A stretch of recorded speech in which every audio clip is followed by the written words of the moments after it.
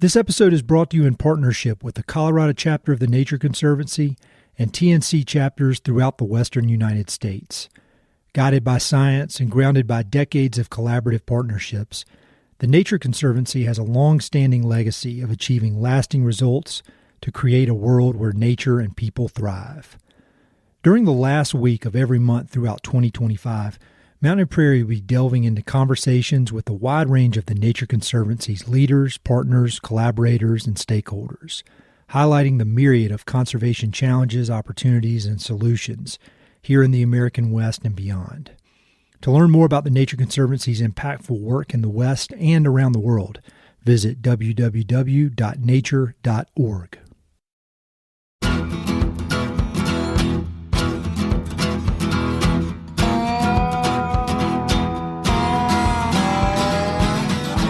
This is the Mountain and Prairie Podcast. I'm Ed Robertson. My guest today is Sara Domek. Sara is Wyoming's Migration Program Director for the Nature Conservancy. Sara grew up in the small town of Kemmerer and later moved to Pinedale, giving her a rare first-hand perspective on Wyoming's working landscapes, both from a natural resources and a conservation standpoint. Her upbringing, paired with years of experience working in nonprofits, agencies, and boots-on-the-ground conservation, makes her uniquely suited to lead TNC's efforts to protect Wyoming's world-renowned wildlife migrations. If you spent any time driving through Wyoming, you've probably cruised past some of the most important migration corridors in North America, maybe without even realizing it. Sara and her team are working to keep those landscapes permeable, helping mule deer, pronghorn, elk, and other species continue the seasonal journeys they've been making for thousands of years. We talk about the science behind migration, how seemingly small barriers like fences can create big challenges for wildlife, and how collaborative conservation between landowners, agencies, and nonprofits can create real, lasting wins. Sara also shares some fascinating details about Wyoming's longest mule deer migration, the importance of building trust with local communities, why cheatgrass is a bigger villain than it looks, and how carefully designed wildlife crossings can benefit both animals and people. We also get into her favorite books, why she's hopeful about the future, and once again, the simple but powerful idea that success in conservation often comes down to strong relationships. This is a thoughtful and inspiring conversation with someone who truly embodies the spirit of collaborative, community-driven conservation. Hope you enjoy. Sara, I'm so excited to be chatting with you. As we were saying before we started recording, I lived in Wyoming for a few years and would always drive through your town and both your hometown and where you live now. And so it was really fun preparing for this and thinking about all the cool work you and your team are doing up that way. But I was thinking a good place to start would just kind of be at the very beginning. And could you just talk about where you grew up? Sure, Ed. Yeah, it's really good to be here, and thanks so much for having me. I grew up here in Wyoming. I actually was born and raised down in Kemmerer, which has the double M's and the double ERs, and it's a place that most people don't say they're actually born in, but I actually was. It's a small coal mining town that, it was a pretty rural lifestyle. I grew up way out in the country, and my dad actually is a logger, and so kind of spent a lot of time kind of knowing what, the value of natural resources from an economic standpoint and from a passion too. We moved up to Pinedale, the Upper Green River area, when I was in middle school, but both places are kind of my heart places that I really care about, and definitely I consider both the places I grew up in, both like the Kemmerer area and the Upper Green River area north of Pinedale. I always get hung up when I'm saying Kemmerer because I kind of get lost in the R's and the M's and then throw in my North Carolina accent. It's even worse. Well, that's really interesting. I'd read in my research that you grew up there, but I didn't realize that your dad was in that business. I would imagine that being able to see it from both, as a natural resources, as an economic driver, and then also from more of a conservation side of things, I would imagine having both of those perspectives makes you a lot more effective in talking to wide ranges of people. Am I right there? Well, I think there's all this work gets done with, trust. And when as I had the the benefit of getting the experience of having a father working in that industry, it is something that adds to that trust building. And I think it's also just for me, it's been really key in this line of work in conservation where you relate to people on where they're coming from. And that is something that I really value, and having that lifestyle growing up, it was, and it still remains really special to, know kind of all sides of the coin in that way, for sure. There was a recent TNC focused episode I did with Rusty Bell and Justin Loika, who lives in Lander, I believe. And we were talking a lot about the coal industry and how, trying to balance conservation with coal. And so I feel like that was a similar kind of perspective on things that I think sometimes I can get lost when you're just talking about pure conservation. When you were in middle school, high school in Pinedale, what kind of stuff did you do for fun? I mean, were you always outdoors? I imagine it's hard to live in Pinedale and not constantly be enjoying the Wind Rivers. Yeah, the winds are pretty special, Ed. You're right. They are an incredible mountain range, and my sister and she and I spent pretty much every waking moment outside. I grew up with horses, and I was kind of obsessed. Also got introduced to the kind of management side of natural resources by starting with a youth conservation corps with the Forest Service on wilderness trail crews for quite a while, when the YCC was a little more robust program back then. And so kind of age 16 on, every summer would find me out in the winds doing trail work, and can't really beat that for getting to see country and getting to be outside all the time. So those were pretty amazing summers we had, for sure. Yeah. And I think it's always important, even for me, who I spend so much time outdoors, whenever I come across a trail crew, it's just a reminder that those trails don't just happen, and that it takes a lot of work to keep them, as good as they are. And so thank you for doing that. I've benefited from your work. So you, when you graduated from high school, what was the plan?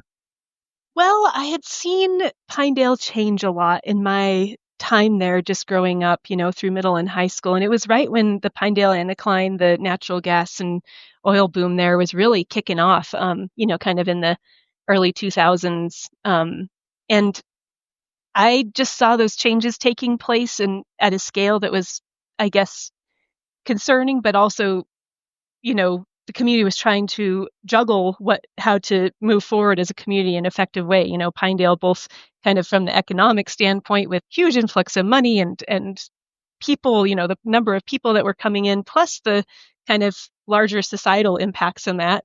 And I was also viewing it from the lens of seeing habitat for wildlife that I really valued and cared about, even from a young age, seeing that broken up and changed, right, kind of, in those 10 years there. So I knew I wanted to go into wildlife, natural resource management in some way. I ended up going to college in northern Wisconsin, of all places. I think it was also that little piece of me. I think most Wyoming, kids growing up here also want to see the outside world a bit. And I did get that chance going to school in northern Wisconsin.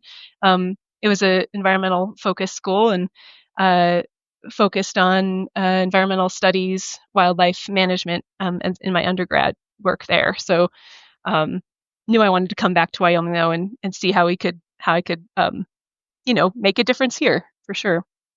I've had a lot of folks on the podcast that are either from Wisconsin or have Wisconsin ties. And I'd had a full episode about Aldo Leopold a while back. And it's amazing how many, I feel like Michigan and Wisconsin, they develop a lot of conservation folks that end up having a big impact on the West, which is kind of interesting. That's just something I've noticed. Yeah. But Wisconsin particularly, Michigan particularly in the writing and art, kind of artistic side of things, but so many people have ties to that area.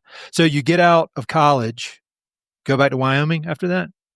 I did. Yep. I worked for the couple different agencies and federal agencies and nonprofits after college, just kind of trying to find the niche there that I wanted to really dive into. I worked for the Game and Fish Department, Teton Science Schools, Wyoming Wilderness Association, kind of the full breadth of different perspectives, and landed really with the National Bighorn Sheep Center here in DuBois, Wyoming, as kind of the longest running stint prior to coming to TNC. I was executive director there, and it was really great because it combined love and passion I had for, these small communities and these places in Wyoming that I love with a particular focus on bighorn sheep, which is a really amazing species when you start to learn more, which I had a big learning curve to do when I started that job. So I did that for about 6 years before coming to TNC. Were you in any of those previous roles? Were you partnering with TNC on projects, or how did TNC become kind of a focus or a area of interest for you in your career? The main way is that with the National Bighorn Sheep Center, there were several areas that were put into conservation easements that the Nature Conservancy here in Wyoming had worked on that were key critical winter range for the Whiskey Mountain bighorn sheep herd. And that definitely influenced where I saw the effectiveness of different public land, like easement focused groups, and saw that kind of impact right in our backyard and the value of that.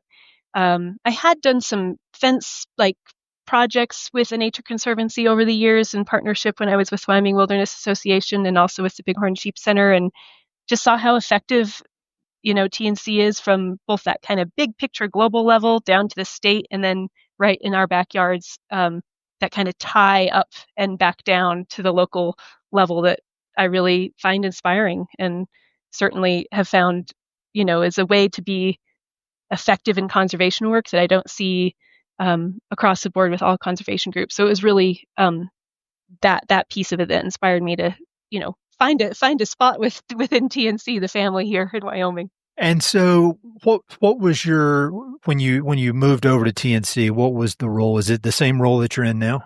Interestingly, I'd know it was in development. Oh, nice. I had done quite a bit. When you're the executive director of a very small organization like I was at the National Bighorn Sheep Center, you kind of do it all, right? Everything from scrubbing the toilets to to raising money. So I found that one of my weaknesses at the time was that fundraising aspect. So I actually went and got my master's in philanthropy and nonprofit management, which is proven to be useful all across these different positions. But and there was a development role open. It was right around the start of COVID time, so it was an odd time to start with TNC. But at the same time, I learned an incredible amount of good development, tools and a really incredible approach that TNC uses around that relationship development with supporters, with donors. So I did that for a couple years, 2 years or so, and then my colleague predecessor to this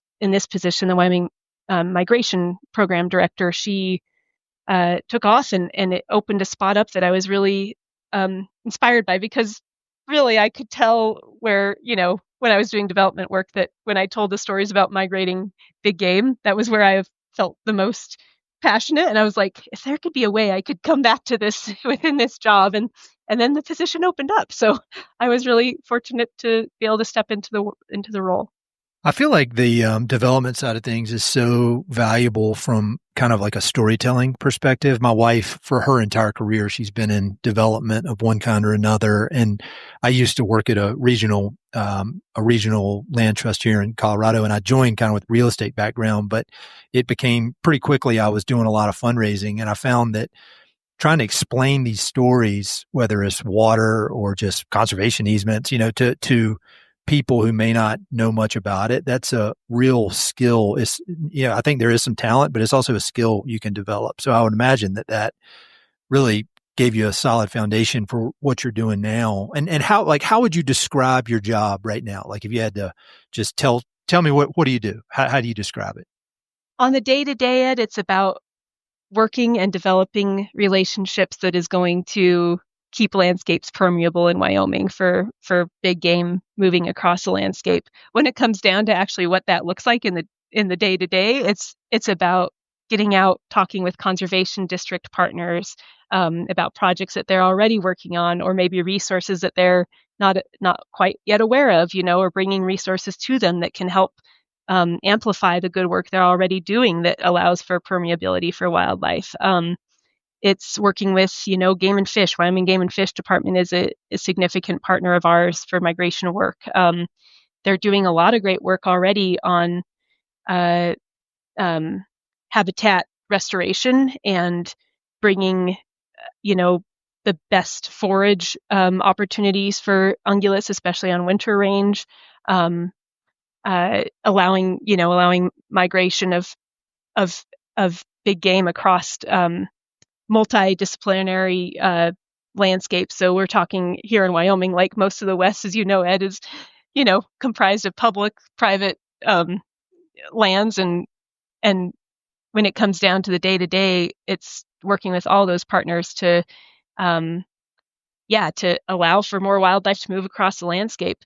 Obviously, it's more complicated than just going out and removing some fences. There's all the relationships that allow that to happen in the background. But I would say I'm kind of a relationship manager from the standpoint of helping relationships be aware of and have the opportunities to allow migrating ungulates to move across the landscape. Yeah. And I think that's one thing, all these TNC episodes that I've done, and really any conservation based episode that I've done, it just always comes down to those relationships. There's no way around it. So for people who may not be familiar, I've gone deep into a lot of different areas about, mule deer and pronghorn migration in Wyoming. And it's pretty amazing. And it's embarrassing to me because I used to drive that stretch from Pinedale, like down to Rock Springs or down to Rawlins all the time. And I was just cruising through and didn't appreciate at all the landscape that I was, that I was driving through and what was happening there and what had been happening there since long before people were even here. And so could you just kind of give an overview for people who may not be familiar, maybe the most kind of dramatic migration corridor, that one from the Red Desert up to like the Hoback Basin? Could you just kind of get, for somebody who has no context about what's happening there with migration and what has been happening, could you just kind of talk about that migration corridor and what's involved with it?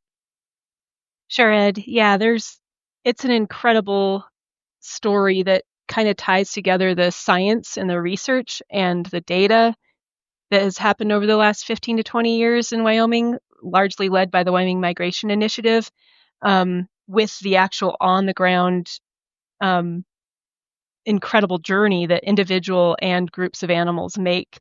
So that Red Desert to Hoback mule deer corridor, it was in the 2015, 16, somewhere in there, when it was discovered that one of the collared mule deer that the Wyoming Migration Initiative had collared had migrated over 240 miles, which is an incredible feat if you think about it, going through that terrain in that country. As you know, it's pretty rugged terrain. 240 miles all the way from south Red Desert, southern Red Desert, which is, open sagebrush steppe, high elevation desert, all the way up into the Summer Range, north of Hoback Junction, actually all the way into Idaho. So this one particular mule deer really was kind of the storyline. I think it was, what was her number, like 255, deer 255. Mm-hmm. They all name them, number them. Some of them get names, but most of them stick with the numbers. But that mule deer doe made an incredible journey. And, it goes through, they cross how many rivers? I want to say 4 different rivers. Sometimes in the springtime, at least, they're bursting at the seams with, spring runoff. Going up to 10,000 feet in elevation, depending on exactly where they're crossing. The obstacles they're facing on that journey, and that one doe she encountered, or they have done some incredible inventory of fencing in that area and in that corridor. And I think there's over 200 fences that they would be crossing at that time. And each time a mule deer in particular runs up against a fence, they can be trying to navigate that. So they're either slowing or altering their behavior around that fence up to 40% of the time when they're trying to get across a fence line like that. So that's a pretty significant toll on their nutrition, on their actual movement progress. So that's an interesting piece that has come out of that study in the Red Desert to Hoback. And there's a lot of open space challenges. There's a lot of development occurring in that corridor. You've probably seen and heard the Pinedale area, in particular, has really changed over the last 20 years or so. As the community has grown and a lot of subdivisions outside of the main population center of Pinedale. So that has been a significant impact. But what's really incredible is that migration corridor has gotten the attention that it has needed, so that it is now one of those that has incredible resources going to the landscape to protect those migrating mule deer. And I think that herd in total is about 5,000 deer that make this incredible journey. And as far as what I consider to be a really intact ecosystem, thanks to the fact that there's been attention to that corridor and incredible attention to that story. I remember when I was in that area, it was like 2005 to 2007, and that was when the oil and gas boom was in full swing. And I remember like driving through there at night, and you could see all the different wells, I guess, lit up.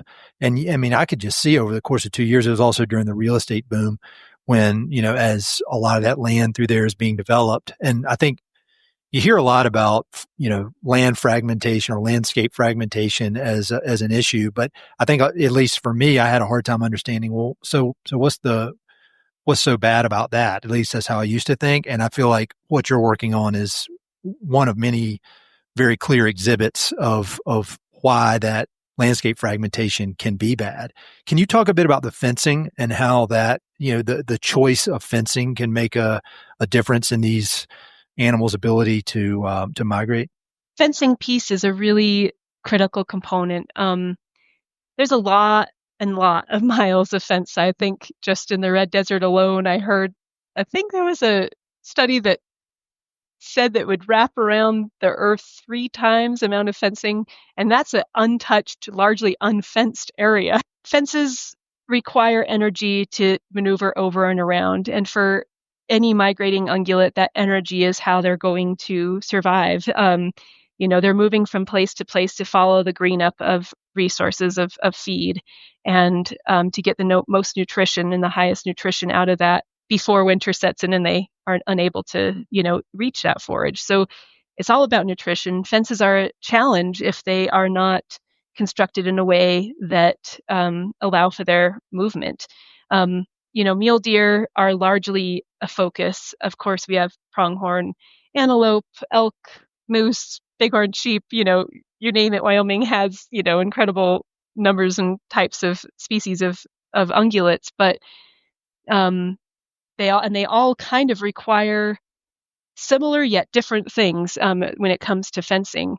The Nature Conservancy, we work with a lot of incredible landowners who they see it on the landscape themselves, especially a lot of the ranchers who have been in business in these lands for, generations. They know where animals are moving through their land, and they see those spots that could be particularly focus areas for fence modifications or removals. And we work with, partners and landowners themselves to, either remove obsolete fencing, which is probably the best when it comes down to actually just taking that barrier on the landscape across a migration area out.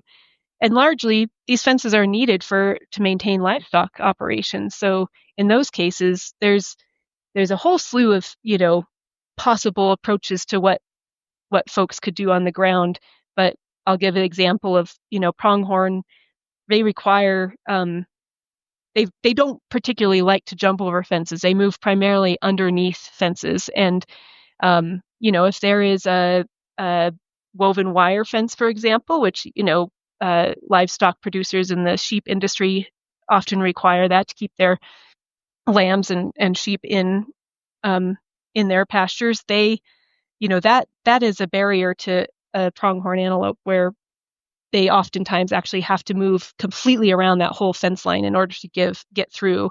And if there's no option for that can really cut off a migration in a sense. So there's designs with fences, moving the lower wire up so that pronghorn can move through, making it smooth on the bottom. Those are some really simple techniques that, are being done across the state by a lot of really incredible partners doing that good work. So my colleague up in Cody, she's our local initiatives coordinator, Kimmy. She has been working with the Absaroka Fence Initiative.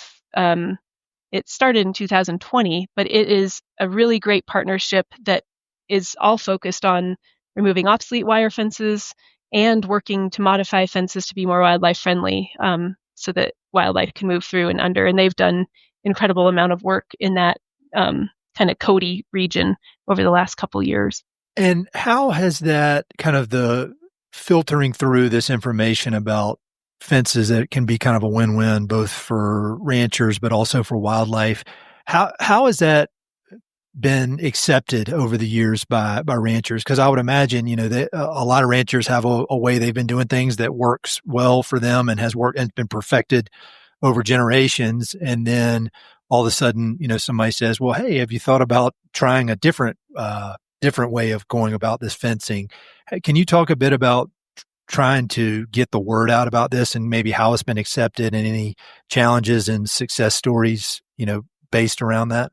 The landowners that have been the most accepting and most understanding of this, and largely for the reason I said earlier, is that, they know this landscape better than most people, and they know their properties and how wildlife have been interacting on them for a long time. So oftentimes it comes as a benefit to them in the sense that they're not having to rebuild fences every year. If there's not, animals either moving through, like elk will often, a herd of 50, 100 elk can really mess up a rancher's fence line if they, are moving through there every year and they're getting tangled up or busting wires. And that really comes down to the fact that fences are expensive. So if we can help landowners with that aspect, that's incredible, and a value add for all partners.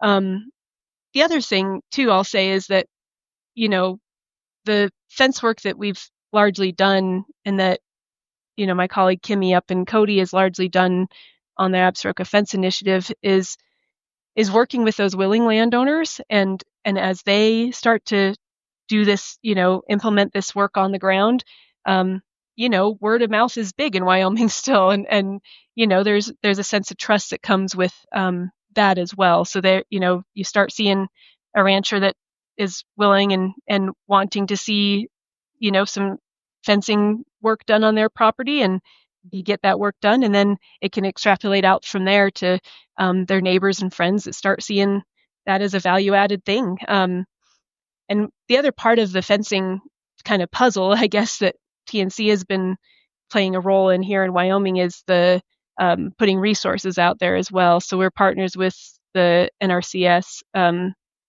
Natural Resource Conservation Service, and we have pretty significant opportunities for landowners to modify fencing to be wildlife friendly, and those resources help those ranchers make those changes, because again, fencing is incredibly expensive, and we want to help people make those changes without robbing the bank account too. So yeah, I mean, it has to, I think there is just an economic reality to all of this.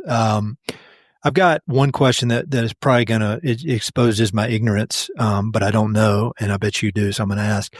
When you think about elk migration, how, in Wyoming at least, like how far do elk, because we're talking mostly about mule deer and pronghorn here, how far do elk migrate, in the areas that you are focused on? I mean, do they go hundreds of miles, or is it more kind of staying in particular valleys and moving up and down in the valley over the course of a year? How do elk fit into all this?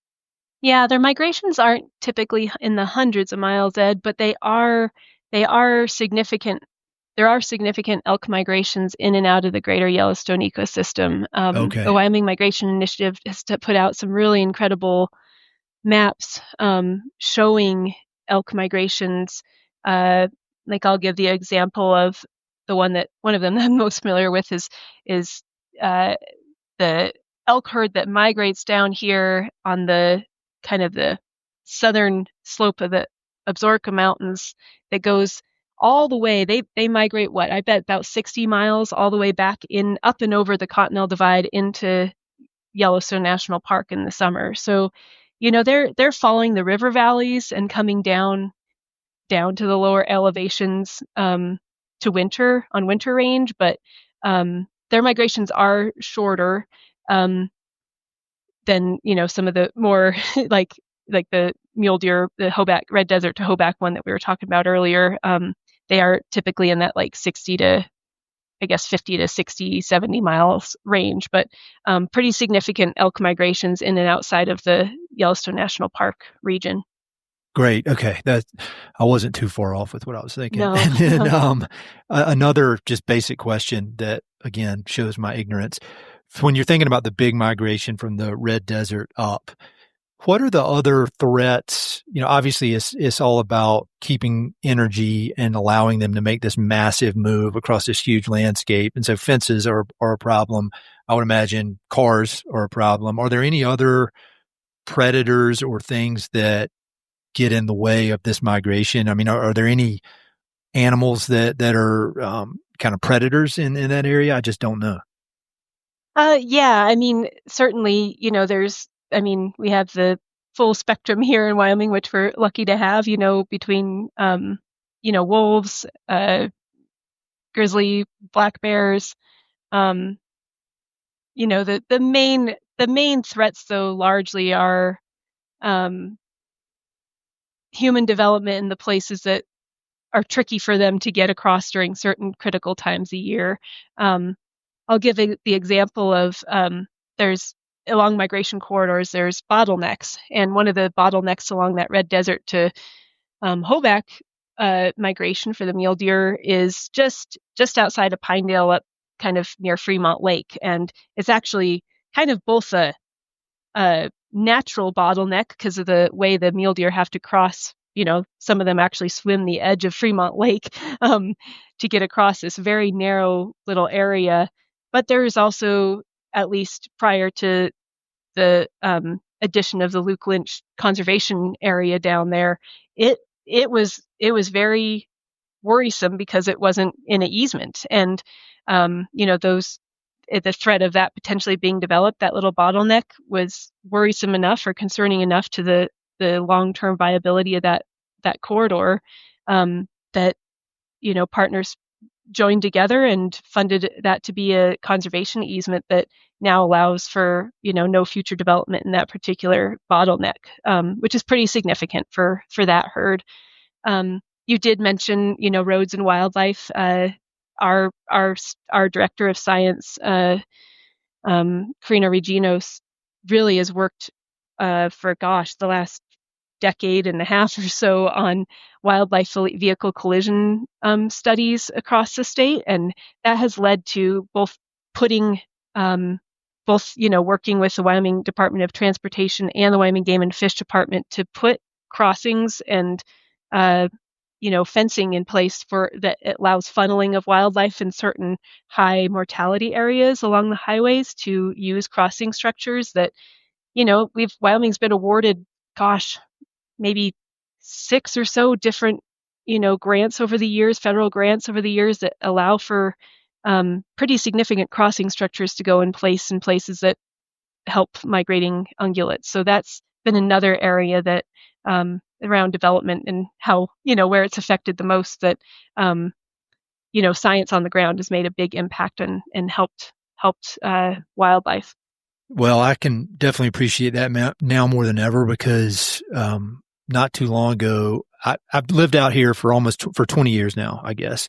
And I hit my first mule deer recently, and it was unbelievably scary. And it didn't destroy the car, thankfully, but it tore it up really bad. And it was as, it's not like it came through the windshield, but it was one of the scariest things that's happened to me in a long time, as far as just 1 second, everything's fine. The next second, it's not. And, so scary. It's so scary. And that was a mule deer. You know, when you think about elk, or I used to think about moose all the time driving north up, through Jackson Hole, you know, up towards where you live. And, man, it's a public safety issue as well as everything else. Public safety issue, and each animal, I think in Wyoming, it was calculated that if you hit a mule deer, it's the value of that animal is like $6,000, both for like Really? the average, like, you know, yeah, extrapolated out for insurance, for the value of future, you know, hunting opportunities, as an example, for, you know, that doe's offspring. Like, it's an incredible piece when you actually look at how many deer are hit on the roads in Wyoming. So it goes to show that value of providing, you know, wildlife crossings as much as everyone can. Well, and speaking of that, when I was preparing for this, I came across something that I was not familiar with called the Valley of the Warm Winds up near where you live. Can you talk about that area and some of the challenges around that area? Yeah, the Valley of the Warm Winds, although sometimes we we disagree with the warm part. Yeah, I don't think about Du Bois as being super warm. Certain times of the year, but yeah, this is a really incredible place for mule deer to migrate to, outside of, I guess, for the Wind River mule deer herd in particular. I'll speak to that. They migrate right through this valley all the way from Grand Teton National Park. So they're following basically this river corridor, coming up and over the Continental Divide, right along, you know, Highway 26 287, where folks drive into, you know, Grand Tetons from this side. They migrate right along that corridor all the way down, and they winter on the Wind River Reservation, and kind of all this low country down on this side. It is really considered a wildlife mecca in that we don't get the significant amount of snow that a lot of other parts of Wyoming, in particular the other side of the divide, get. You know, you can cross over the divide now, and there's currently, you know, 6 or so feet still of snow up on Togarty Pass, but you come down here in the valley and there's, you know, only patches of snow. So that forage opportunity for migrating mule deer and elk is really incredible here in the valley. There's been a lot. This is one of those hot spots identified by the Nature Conservancy science. And as far as wildlife vehicle collisions, the map, Ed, actually shows, and I can show you this after, pass this along afterwards, but this wildlife hotspot map for crossings, it basically shows like all the highways across the state, and any area that has really significant crossings that, you know, mortality has been recorded on, there is a red area, you know, kind of a highlighted area, and Du Bois is one of those areas that has long been identified as pretty significant challenge for wildlife vehicle collisions. And you know, we helped submit a application with the Wildlife Fund and Greater Yellowstone Coalition, WYDOT, and Wyoming Game and Fish Department to try to get some crossings done here. You know, it requires multi-millions of dollars to get these projects done. And unfortunately, Wyoming didn't get selected this last fall.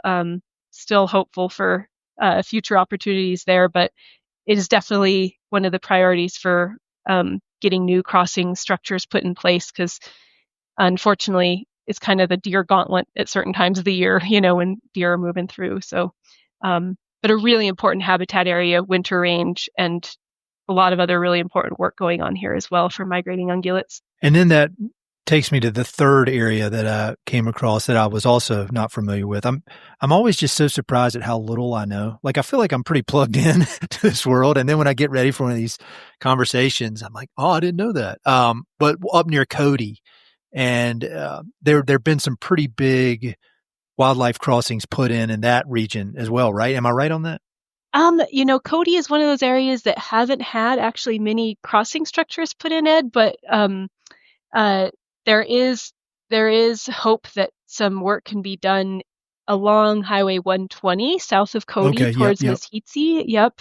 In the future, kind of reaching for some of the lower hanging fruit now, because really how WYDOT and the Game and Fish prioritizes these crossing structures across the state is looking at you know, one project at a time, because it takes so much resources, mainly money, to get them done, that if they were to spread out across, you know, the 4 different main priorities that they wanted to cover, it would be really hard to accomplish any. So they're kind of looking at Du Bois next.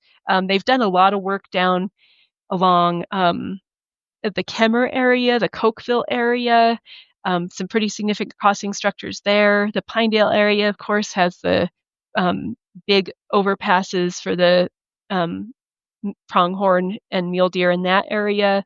But Cody, really, we're looking, and my colleague again, Kimmy, has been doing some really great work with Game and Fish and YDOT up there, looking for crossings that can kind of be the lower hanging fruit. And what I mean by that is, removing some structures on the side of the highway, like in fencing the right-of-ways where it's a lot of woven wire now, and tons of pronghorn migrate from the Bighorn Basin up to Carter Mountain every spring. And right now they're moving through that country pretty significantly in significant numbers, and removing some of those woven wire sections and replacing them with more wildlife friendly fencing so that pronghorn don't get trapped in the highway right away is kind of a lower hanging fruit. By that I mean we're not doing major crossing structures yet as part of that because there's not the funding to do it yet, but helping the animals out while we can with the resources that we have on hand. Got it. And over the years, I've spoken to a lot of folks with TNC that are doing a lot of work with like wetlands restoration, stream and river restoration, and obviously like grassland restoration. Does that play in to any of your work at all? I mean, I know it's all kind of overlapping and helps each other out in the end, but is there any direct work that you're focused on that focuses on kind of restoring some of these grasslands to give the animals more fuel on these long treks? Yeah, we are primarily plugged in that way because of our what's known as a Regional Conservation Partnership Program, or RCPP. I had to do one of those applications one time, and I did 2 of them, and it was the hardest. It was so ridiculous how hard it was to figure that thing, and I didn't even get the grant. Well, it from that end of things, which, or I think I always feel for the people doing the application part of it once we connect them with that resource, because they can be challenging to get well, your over. People are better than I was at getting it filled out. Yeah. Well, they can be tricky, but we have this RCPP program with NRCS, the Natural Resource Conservation Service, that since 2018, one of the main parts of it has been looking at cheatgrass treatments. And that is, probably besides fencing, and that's like the direct permeability thing, it's one of the most significant threats to, the long-term habitat stability for migrating ungulates in Wyoming is maintaining good forage and maintaining, resources for them in good shape on winter range in particular. So I think to date we've had over 5,000 acres of some type of cheatgrass treatment done in core migration areas through our Regional Conservation Partnership Program with NRCS. And that's primarily been focused on migrations within the Greater Yellowstone ecosystem. So some pretty significant treatments there. Of course, there's so much overlap, like you say, between all our programs. And where I sit, where I really feel grateful for this, is that migrating ungulates are kind of a bellwether to how well our other programs are doing, and our other, our restoration program, whether it is, restoring streams or wetlands through low tech, restoration projects like beaver dam analogs or other restoration work, or if it's doing, the restoration of grasses, whether it's cheatgrass treatments or actually looking at the best kind of reseeding for habitat that has been,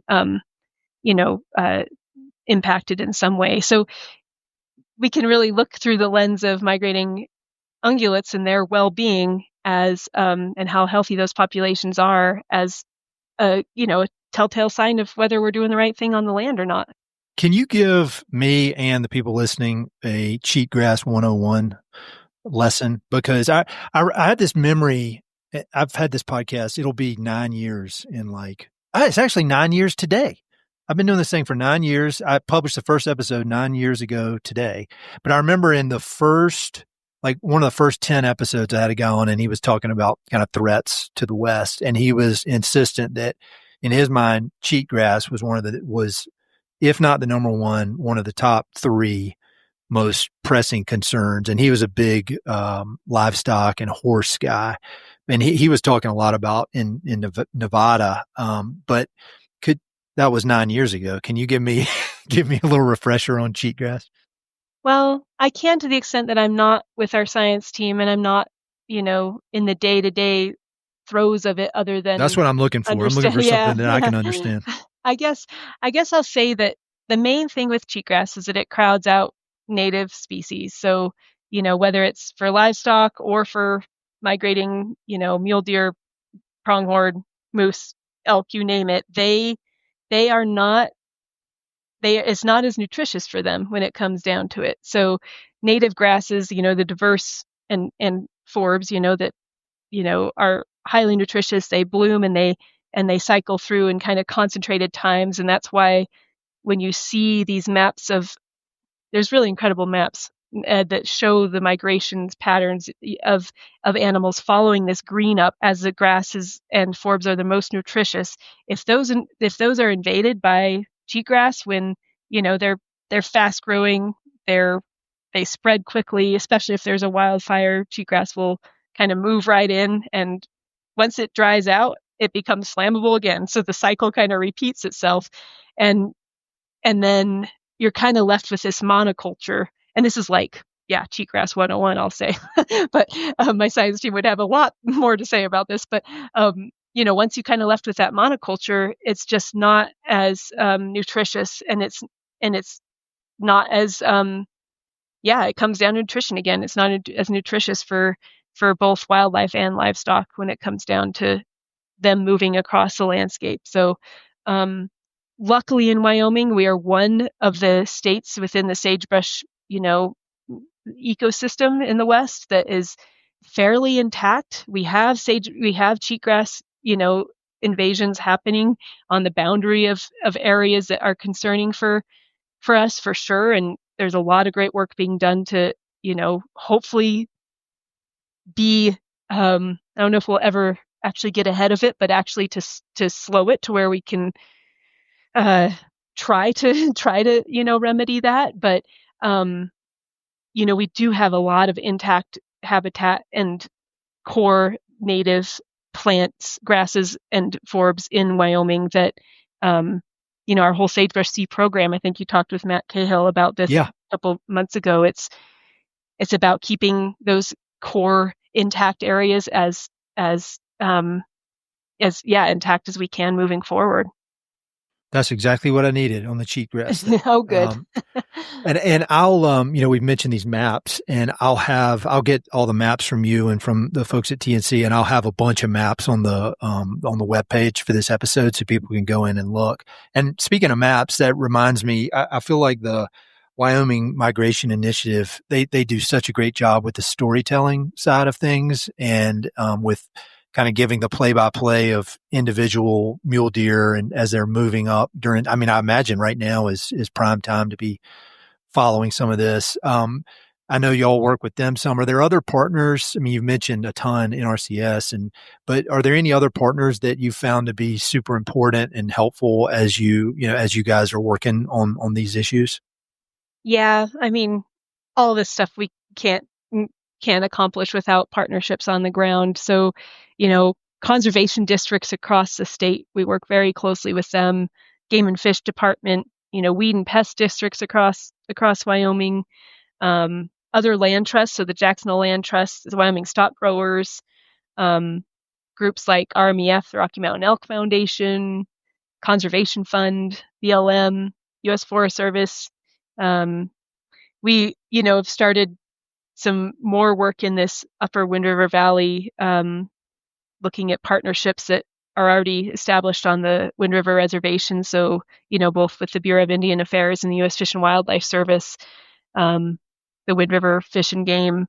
And then, a lot of private landowners, like I was talking about earlier, a lot of this ends up, especially for winter range for migrating ungulates, is on private lands in the state. So, a lot of the actual resources and work get done on that level as well. So, yeah, I mean, I'm probably missing somebody, and that's a danger of starting to list out people, but those are some of the most significant partners that we work with for our migration program.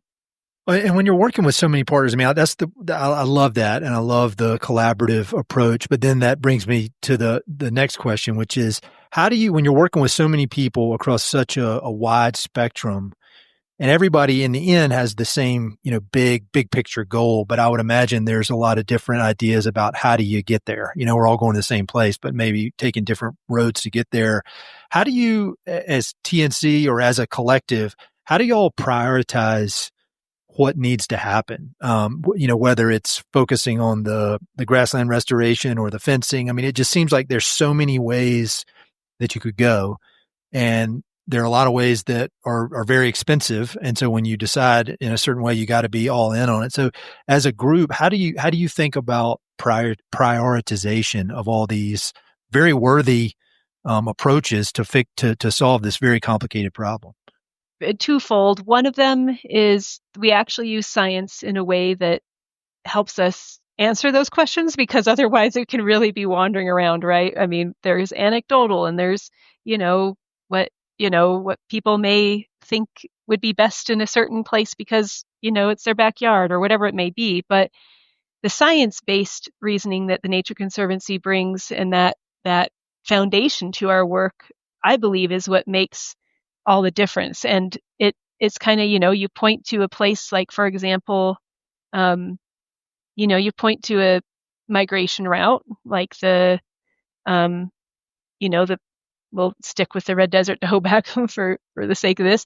You talk to a migration, you look at a migration route and you see the challenges there.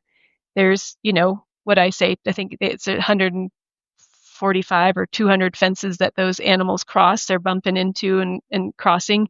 Well, probably not realistic to think that you're going to go out and work on every single one of those fences, whether it's a potentially unwilling landowner that isn't just, ready for people to go out and do a change on their fence, or if it's just, other challenges, funding or whatever it may be. You gotta be able to prioritize. So one of the really great tools that TNC has helped develop with the University of Wyoming is a fence prioritization tool. And it's basically looking at, fences that are, that people, our partners and ourselves can, mark them on the landscape and know that those are crossing certain migrations. And we can better prioritize those areas that are actually going to be impactful for, the most animals, the most bang for the buck, I guess, to do some of the fence modifications or removals. That's an example of it. I think also, with our larger regional conservation partnership program, those, we have very specific, everyone that's contributing towards that has said, these are the ways that we're bringing what we do best to the table. And by leveraging all of that really incredible work that others are doing, TNC is able to make this larger scale impact. And if it was just kind of the one-off things happening all over, the conservation district doing this and that's still great. But what we're able to do is amplify that by putting more resources on the ground all at once. And I think that everyone sees as a value add. So, we wouldn't be able to do it without them. And at the same token, we're able to leverage that and get a lot done. Yeah, that's great. Yeah, man, figuring out how to get all these super smart people that are working so hard and make sure you're getting the most impact. I mean, I feel like that's where you really can leverage this thing up. That's super exciting. Are there anything on the horizon that you can talk about, not secret stuff, but anything that you're excited about? Maybe if you look out, 2 to 3 years, anything that is making you excited? Because I would imagine a lot of these projects, I mean, especially when you're talking about crossings, I mean, they're many, many years in the works. I mean, what are you excited about right now that's maybe in its early stages? One of the things I'm most excited is work that we're just kind of on the edge of starting and kicking off in an earnest way is a focus on this Wind River front. So basically everything from, kind of south of Lander, Green Mountain area, kind of a vague boundary down there, but all the way up to this upper Wind River country. And the reason we're choosing to focus on this focal landscape for at least kind of the next phase of some of our work is around migrations is because there's a lot of really incredible migrations happening, and also a lot of significant impacts on the ground to those migrations that really hasn't been addressed in a concerted effort type of way. There's lots of, again, great, work being done by partners but piecing all that together and helping leverage and get resources out in the ground to make a bigger impact in this area for migrating ungulates is really exciting. So everything from, fence work to using some of these tools to identify priority projects. We have yet to see if we'll be able to, do some, future, NRCS program partnership funding programs here. Some of that's a little up in the air right now, but, we do think that we do hope and anticipate getting kind of dug in on the ground here like we have up in the Cody area with our migration work. So that is exciting to me. I'd also say, kind of folded into that is the fact that this upper Wind River country has, this number one priority for highway crossing work to be done, and, helping support that and see that on the ground, kind of influenced by TNC science from the get-go with our Dr. Corinna Regino's our science lead. That would be incredible to see, and it would make huge impacts on the ground for these migrating mule deer and elk up in this area too. So those are two areas that I would mention that I'm pretty excited about. And yeah, we'll kick off as much as we can, and the areas that we have opportunities of in the future, we have some pretty good foundations to build off of, like our current partnership with NRCS. So we'll look to that. One of the things when I started this podcast, I would listen to podcasts, and there weren't many of them back when I started this thing, but I would listen, and I'd be listening while I was driving or, doing dishes or whatever. And somebody would mention cool stuff, and then it would go in one ear and out the other. And so I always think like the mark of a good podcast is if I'm listening and I'm like, oh man, I want to learn more about that. And so I spend a lot of time making sure the episode notes are good on these things so people can click through. Are there any resources that you could point people to? I mean, I'll have links to a lot of the things we've discussed, but it could be films or podcasts or books, anything that people who want to learn more about all this could go through and click through, things that I may not know about. Yeah, there are a lot of really great resources out there. I'll mention a few, probably ones that you're familiar with and ones that you may not. Like you mentioned, the Wyoming Migration Initiative really has been an incredible go-to for, whether it's federal agencies or nonprofit agent partners like us. They have incredible maps and incredible films they've done, really great storytellers. They just did a film, I want to say 2 years ago, about this mule deer migration from Grand Teton National Park to the Upper Wind River Valley to the reservation. So definitely check that out. They put out this wild migrations book, I don't know how many years ago now. They've been updating, it online as far as the actual resources go, but it's just a really beautifully done, I think, articulation, and I kind of get nerded out on the maps part of it, but really incredible storytelling on that level of it. And I have a good friend, Joe Reese, who's kind of been known for all his photography around, remote camera traps and telling that angle of the story, like the story of like through the eyes of these animals on the landscape when they're moving through. And I think his work is really incredible. So Joe Riis Reese,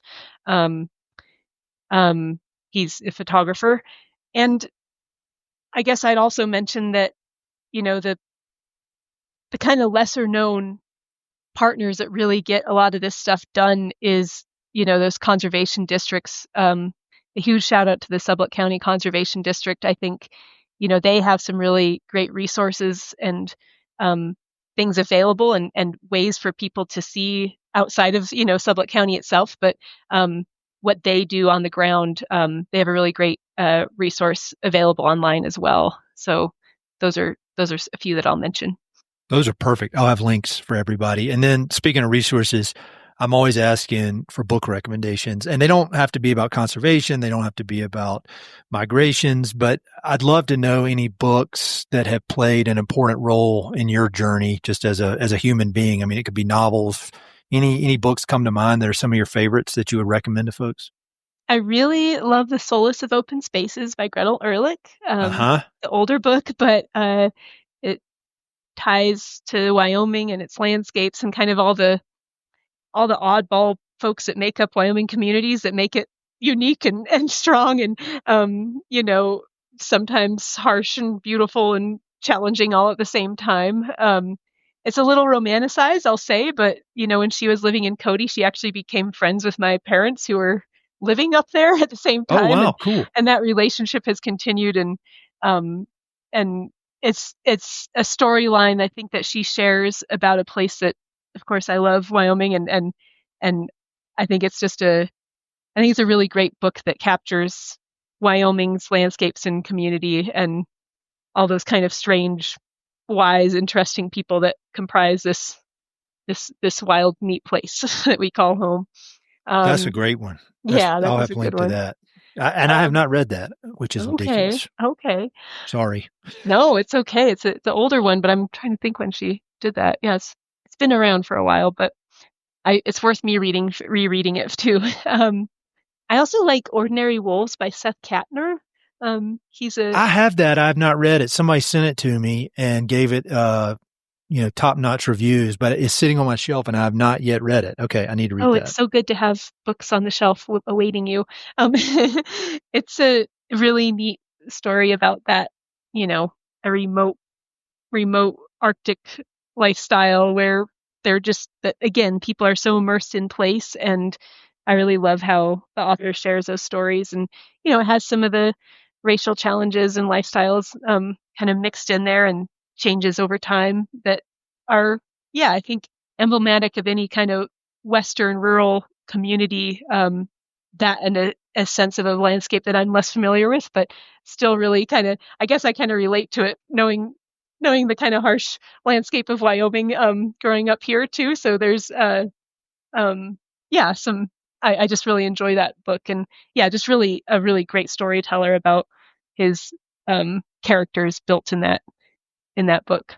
So Ordinary Wolves is a good one. Cool. Well, those are both great. Thank you. I always like to wrap these things up by asking people kind of two things. If I missed anything major, I try to do my research. I try to be ready, but every now and then I'll miss something. And then just kind of any parting words of wisdom, anything you'd like to say to wrap it all up. Yeah, I don't think we missed anything, but I'll say that, it does worry me that there's headwinds facing migrations in Wyoming. Everything from growing development pressures, that create those physical barriers that we were talking about, or habitat loss, to something that we didn't even mention, but I don't get too involved with, is, diseases like chronic wasting disease. But there's some pretty significant headwinds facing, migrating animals in this state. And at the same time, I really find heart in Wyoming's communities and the way that the Nature Conservancy approaches this work to maintain what is really great about our working landscapes and keeping habitats and migrations intact. And, we see it every day where there's, willingness and passion because people really care about wildlife, whether it's, someone that just enjoys seeing them on the landscape, or whether it's a hunter, or someone that, wants to see those animals continue on the landscape. So we have the benefit of people being passionate and caring about something that brings us together. And I guess that's what gives me hope, at the same time, while feeling that pressure there, because we're in a tricky place for wildlife. And I hope that our continued work will be durable, so that, my kids and other future kids can see these incredible migrations that these animals have right in our backyards across Wyoming. I love it. And I just really appreciate all the work you and all your partners are doing. I mean, it's so important. And as I mentioned, it's one of these things when I was there, I didn't fully appreciate, what I was driving through and what I was seeing. And now, thanks to conversations with people like you, I do. And it's really amazing, both the challenges that you're facing, but also just the optimism and the focus and the hard work you're bringing to it and the collaborative nature of everything you're doing. So thank you for this conversation. I hope we can meet up in person one of these days. Thank you, Ed. Yeah, I always have a welcome spot to go on a walk and see the mule deer migrating right through our country here if you come to the upper Wind River Valley. So thanks so much for the conversation and the opportunity. Hey, it's Ed again. Thanks so much for listening to the podcast. I know your time is valuable, so it means the world that you spend it listening. If you want to support the podcast and help it to continue to spread and grow, there are a few ways you can help. Number one, pass it along to a friend or share it on social media. Word of mouth recommendations are the most powerful way for ideas to spread, so I'd love it if you could share the podcast with a few pals who might enjoy it. Number two, you can go to Apple Podcasts and give it a 5-star review. Good reviews encourage the Apple overlords to suggest the podcast to others. So there's a link in the notes if you'd be so kind as to give it 5 stars. Number three, you can support the podcast financially via Patreon, and there are exclusive benefits for those who do, including a monthly behind-the-scenes newsletter, Mountain and Prairie stickers, live and recorded video chats with podcast guests, and much more. Number four, I've also got 2 emails that I send out. The first is my weekly email called Good News from the American West, which I send out every Wednesday. It's only positive news, something we can all use a little more of these days. And my other email is my bi-monthly book recommendations email. One email every other month with 5, 6, 7, or 8 books that I've recently read and highly recommend. The thousands of people on both of these lists will vouch for me. No spam or other funny business. And number 5, finally, check out my online store for Mountain and Prairie stickers, shirts, and coffee mugs. I've got some really cool designs from Western artists with more on the way, so head to mountainandprairie.com/shop to check it all out. I'd love to connect with you. I'm on Instagram and LinkedIn, so look me up on either of those platforms by my name or through the links on my website. All right, that's it. Thanks so much for your support.